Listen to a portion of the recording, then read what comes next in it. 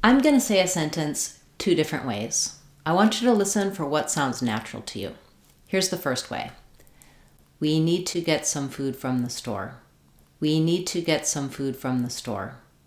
Now listen to this way. We need to get some food from the store. We need to get some food from the store. What do you think? Which one sounded more natural to you? Let's talk about the rhythm in languages. There are two types of rhythm in languages. We have syllable-timed languages and stress-timed languages.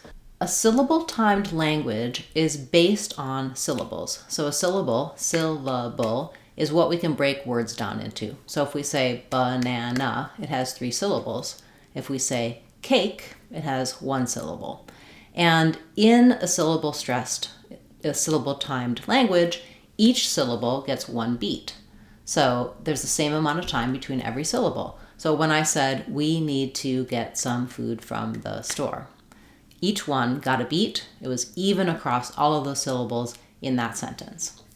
In stress-timed languages, the rhythm is based on the important syllables, and they each get a beat. So not every syllable gets a beat, just the important ones. We need to get some food from the store.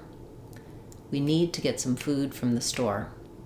We keep the same amount of time between the stressed syllables. So even though in this particular phrase we have need, food, and store, and there's 3 words between need and food to get the, and 2 words between food and store from the, those have to speed up to fit into the beats. We need to get some food from the store.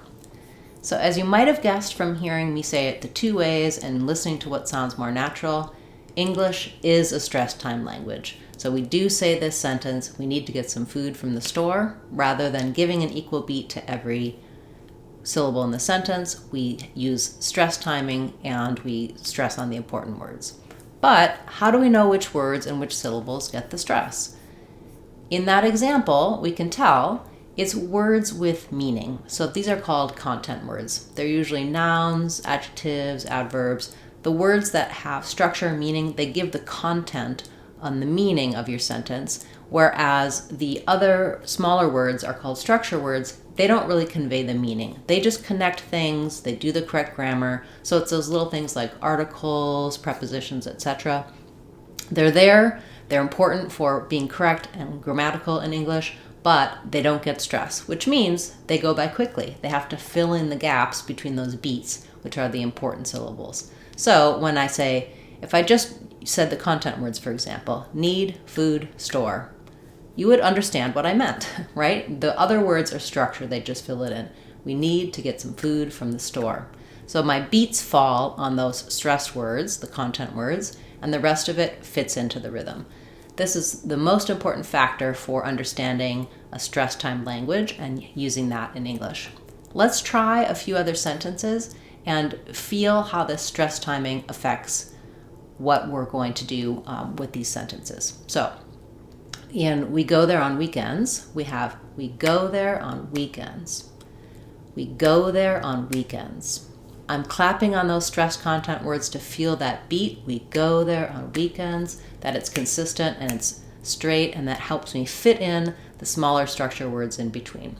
Notice on weekends, just the week is the stressed part. So it has 2 syllables and words typically have 1 stressed syllable. Week is stressed in weekends, and so it gets the beat and the ends just gets tacked on in the in-between places. Let's try the next one. Are you getting enough sleep at night? Are you getting enough sleep at night? So my beats are on get, sleep, and night. Again, just like weekend, getting has 2 syllables where the first syllable is the stressed one. The ing doesn't matter. It just has to fit in with enough. Getting enough. Are you getting enough sleep at night? So use your clapping. Try to just feel natural. Think about the meaning, and it should help you with stressing them. Are you getting enough sleep at night? Are you getting enough sleep at night? Very good. Lastly, let's try, I'd like to talk to you about the homework. I'd like to talk to you about the homework. I'd like to talk to you about the homework. So you can see why it can be challenging to speak fluently in English because there's many places where we need to go quickly on the unstressed, unimportant words. But let me give you a tip. If you're having trouble shadowing me going as quickly as I'm going, you can do the same rhythm in a slower rate and it'll still sound natural. It won't sound natural if I use a syllable-timed rhythm. We go there on weekends. That's the part that's going to sound not fluent. But I don't have to say we go there on weekends. I don't have to do it that quickly. I can start more slowly and I just need to make sure to keep that relative beat the same. So if I slow the whole thing down, we go there on weekends. It sounds fine. It sounds natural. People have different rates of speaking. Some are slower, some are faster. And the key is if you get the rhythm and the syllable stress timing correct, the stress timing correct, then you're going to be able to do it naturally. We go there on weekends.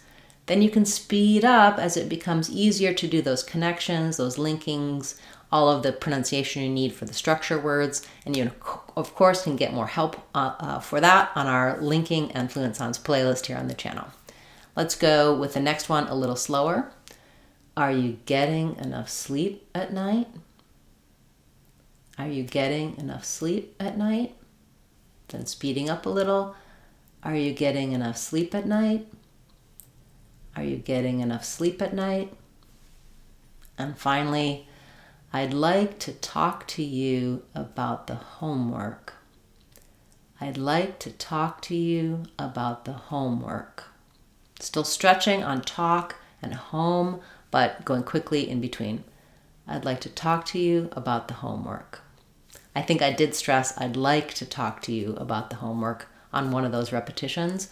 There's a little bit of flexibility on what counts as the content words, depending on the structure of your sentence. But generally speaking, you're going to find that the content words are the nouns, verbs, etc. And you're going to feel and listen to that rhythm. Try to apply this when you're listening to English speakers as well. I hope this helped you understand the intonation of English.